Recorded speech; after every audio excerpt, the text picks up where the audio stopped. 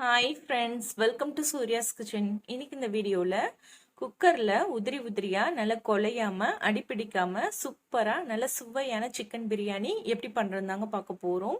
கறி எல்லாம் நல்லா சூப்பராக வெந்திருக்கு பாருங்க. பிரியாணியுமே ரொம்ப ரொம்ப டேஸ்ட்டாக இருக்கும். கண்டிப்பாக இதே மாதிரி நீங்களும் ட்ரை பண்ணி பாருங்க. இப்போ இந்த பிரியாணி செய்கிறதுக்கு அரிசியை வந்து நான் தண்ணியில் ஊற வச்சு எடுத்து வச்சிருக்கேன். இந்த டம்ளரில் 1 டம்ளர் அளவுக்கு அரிசி எடுத்திருக்கேன். சரியாக பார்த்தீங்கன்னா ஒரு 350 கிராம் அளவுக்கு இருக்கும். நான் இன்னைக்கு பாஸ்மதி அரிசி எடுத்திருக்கேன். நீங்கள் இதுக்கு பதிலாக பிரியாணி அரிசி எடுத்துக்கலாம். அப்படி இல்லைன்னா நார்மலாக நம்ம சாப்பாடு செய்கிற சாப்பாட்டு அரிசி கூட நீங்கள் எடுத்துக்கலாம். இது வந்து இப்போ இந்த தண்ணியில் ஒரு 15 நிமிஷம் ஊறட்டும். 15 நிமிஷம் மட்டும் ஊறினா போதும், அதிக நேரம் ஊற தேவையில்லை.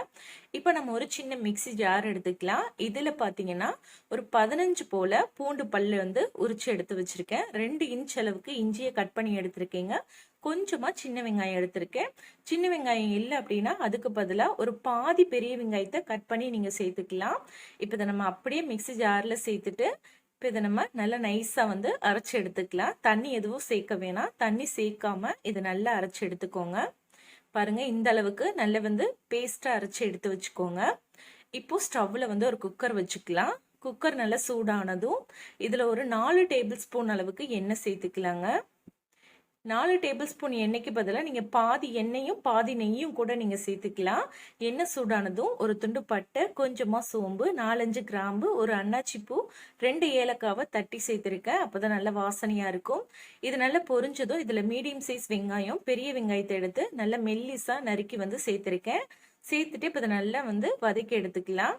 வெங்காயம் நல்ல கலர் மாறி வரணும், லைட்டான ஒரு கோல்டன் கலர் வரணும், அது வரைக்கும் நல்லா வதக்கிக்கோங்க. இப்போ வெங்காயம் வதங்கிருச்சு. இப்போ இது கூட இஞ்சி பூண்டு விழுது சேர்த்துடலாம். நம்ம அரைச்சி வச்சிருந்ததை சேர்த்துருங்க. சேர்த்துட்டு இது கூடவே 3 பச்சை மிளகாய் சேர்த்துக்கோங்க. சேர்த்துட்டு இதை மறுபடியும் சேர்த்து எல்லாத்தையும் நல்லா வதக்கிக்கலாம்.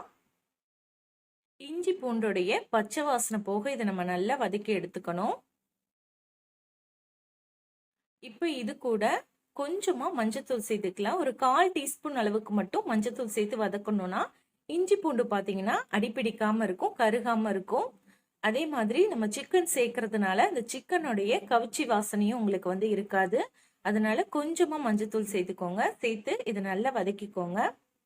இப்போ இது கூட 2 மீடியம் சைஸ் தக்காளி பழத்தை நல்ல மிக்சி ஜார்ல சேர்த்து அரைச்சி எடுத்து வச்சிருக்கேன். இப்போ இதையும் சேர்த்துக்கிறேன். சேர்த்துட்டு மறுபடியும் எல்லாத்தையும் சேர்த்து நல்லா வதக்கிக்கலாம். இப்போ இது நல்லா வதக்கினதுக்கு பிறகு இது கூட ஒரு 2 டீஸ்பூன் அளவுக்கு தனி மிளகாய் தூள், 1 டீஸ்பூன் அளவுக்கு கரம் மசாலா தூள் சேர்த்துக்கிறேன். சேர்த்துட்டு மறுபடியும் இதை சேர்த்து நல்லா வதக்கிக்கோங்க. நம்ம ஏற்கனவே 3 பச்சை மிளகாய் சேர்த்துருக்கோம். அதனால காரத்துக்கு ஏற்ப மிளகாத்தூள் சேர்த்துக்கோங்க. மிளகாத்தூள், கரம் மசாலா தூள், இந்த 2 தூள் மட்டும் நீங்க சேர்த்தா போதும். இப்போ இது கூட கொஞ்சமா ஒரு கைப்பிடி அளவுக்கு புதினாவும் ஒரு கைப்பிடி அளவுக்கு கொத்தமல்லியும் எடுத்திருக்கேன். அது ரெண்டையுமே நல்லா பொடியை கட் பண்ணிட்டு சேர்த்துக்கோங்க. சேர்த்து இதை மறுபடியும் எல்லாத்தையும் சேர்த்து நல்லா வதக்கி எடுத்துக்கிறேன். நல்லா பார்த்தீங்கன்னா மசாலால நல்ல எண்ணெய் பிரிஞ்சு வரணும், அது மாதிரி நம்ம நல்லா வதக்கி எடுத்துக்கணும். இப்போ இது கூட ஒரு 1/4 டம்ளர் அளவுக்கு தயிர் எடுத்திருக்கீங்க. தயிரை வந்து நல்லா வந்து கரண்டியில நல்லா வந்து பீட் பண்ணி அதுக்கப்புறமா சேர்த்துக்கோங்க. புளிக்காத தயிரை எடுத்துக்கோங்க. தயிர் சேர்த்துட்டு மறுபடியும் இதை நல்லா நம்ம கலந்து எடுத்துக்கலாம். தயிர் வந்து 1/4 டம்ளர் அளவுக்கு மட்டும் சேர்த்தீங்கன்னா கரெக்டா இருக்கும், அதிகமா சேர்க்க வேணாம். இப்போ இதை நம்ம நல்லா வதக்கிக்கலாம். நல்லா எண்ணெய் பிரிஞ்சு வரணும், அது வரைக்கும் நம்ம நல்லா வதக்கிக்கணும். அப்போதான் வந்து பிரியாணி நல்ல டேஸ்டா இருக்கும். இப்போ இது கூட நம்ம சிக்கனை சேர்த்துக்கலாம். நான் இன்னைக்கு ஒரு 1/2 கிலோ அளவுக்கு சிக்கன் எடுத்திருக்கேன். அதை நல்லா கழுவிட்டு இதுல இப்போ நம்ம சேர்த்துடலாம். சிக்கன் சேர்த்துட்டு இந்த பிரியாணிக்கு தேவையான அளவுக்கு உப்பை நம்ம இது கூடவே சேர்த்துக்கலாம். சேர்த்துட்டு மறுபடியும் எல்லாத்தையும் சேர்த்து நல்லா வதக்கி எடுத்துக்கலாம். சிக்கன்ல வந்து அந்த மசாலா எல்லாம் நல்லா பிடிச்சி நல்ல ஒரு 5 நிமிஷத்துக்கு இதை நம்ம அப்படியே வந்து குக் பண்ணிக்கலாம். அப்போதான் வந்து அந்த மசாலா எல்லாமே சிக்கன்ல நல்லா இறங்கும், சிக்கனும் சாப்பிடும்போது நல்ல டேஸ்டா இருக்கும். இந்த மாதிரி நல்ல ஒரு தடவை வதக்கி விட்டுட்டு ஒரு 3 நிமிஷத்துக்கு வந்து இது சிம்மிலே வச்சிருங்க. சிம்மிலே நல்லா இது வந்து வேகட்டும். அதுக்கப்புறமா நம்ம வந்து தண்ணி ஊத்திக்கலாம். இப்போ பாருங்க, ஒரு 3 நிமிஷத்துக்கு நல்லா இது வந்து குக் ஆயிருக்கு. இப்போ இது கூட 2 டம்ளர் அளவுக்கு தண்ணி சேர்த்துக்கலாம். நம்ம வந்து 1 டம்ளர் அளவுக்கு அரிசி எடுத்தோம், அதுக்கு 2 டம்ளர் அளவுக்கு தண்ணி சேர்த்தீங்கன்னா சரியா இருக்கும்.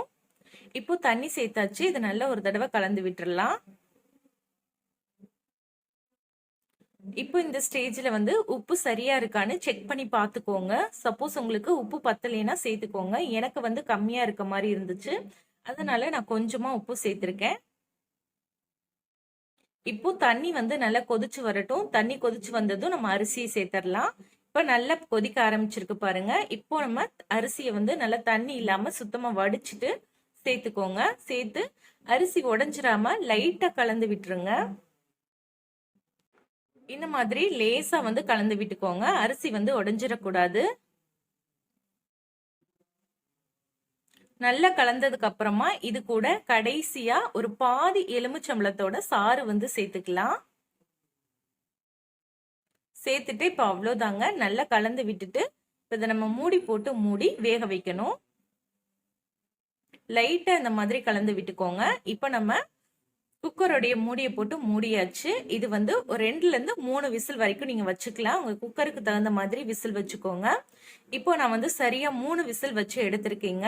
நல்லா வந்து குக்கருடைய அந்த ஏர் வந்து நல்லா ரிலீஸ் ஆனதுக்கு அப்புறமா ஒரு 5 நிமிஷத்துக்கு அப்புறமா நான் மூடியை திறந்திருக்கேன். பாருங்க, நம்மளோட பிரியாணி சூப்பரா ரெடி ஆயிருச்சு. நல்ல உதிரி உதிரியா சூப்பரா இருக்கும். கண்டிப்பா இதே மெத்தட்ல நீங்களும் ட்ரை பண்ணி பாருங்க. எவ்வளவு சூப்பரா வந்திருக்கு பாருங்க. டேஸ்ட் ரொம்ப ரொம்ப சூப்பரா இருந்துச்சு. இப்போ இதை நம்ம நல்லா கலந்து விட்டுட்டு மூடி போட்டு மூடி வச்சிடலாம். ஒரு 5 நிமிஷம் அல்லது 10 நிமிஷத்துக்கு இது அப்படியே இருக்கட்டும். அதுக்கப்புறமா நம்ம எடுத்து சர்வ் பண்ணலாம். இப்போ நம்ம வந்து சர்வ் பண்ணிடலாம். ரொம்ப ரொம்ப சூப்பரான நல்ல டேஸ்டியான உதிரி உதிரியா பாருங்க எந்த அளவுக்கு உதிரி உதிரியா வந்திருக்குன்னு. சிக்கனுமே ரொம்ப ரொம்ப சாஃப்டா வெந்திருக்கு. இப்ப நான் உங்களுக்கு வந்து பிச்சு காமிக்கிறேன் பாருங்க எவ்வளவு சாஃப்டா வந்து வெந்திருக்குன்னு. பாருங்க, சிக்கன் வந்து ரொம்ப சாஃப்டா வெந்திருக்கு. கண்டிப்பா இதே மாதிரி மெத்தட் யூஸ் பண்ணி நீங்களும் ட்ரை பண்ணி பாருங்க. பிகினர்ஸ்லாம் ரொம்ப ரொம்ப ஈஸியா இருக்கும் செய்யறதுக்கு. ட்ரை பண்ணி பார்த்துட்டு எப்படி வந்ததுங்கிறத மறக்காம என்னோட ஷேர் பண்ணிக்கோங்க. இந்த வீடியோ உங்களுக்கு பிடிச்சிருக்கும்னு நினைக்கிறேன். பிடிச்சிருந்தா மட்டும் வீடியோக்கு ஒரு லைக் கொடுத்து வீடியோவை ஃப்ரெண்ட்ஸ் கூட ஷேர் பண்ணிக்கோங்க. இது வரைக்கும் நம்ம சேனலை சப்ஸ்கிரைப் பண்ணலைன்னா மறக்காம சப்ஸ்கிரைப் பண்ணி பக்கத்துல இருக்க பெல் ஐக்கான் கிளிக் பண்ணி ஆல் ஆப்ஷன் கொடுத்து வச்சுக்கோங்க. இதே மாதிரி நாளைக்கு ஒரு சூப்பரான ரெசிபியோட நான் உங்களை மீட் பண்றேன். தேங்க்யூ.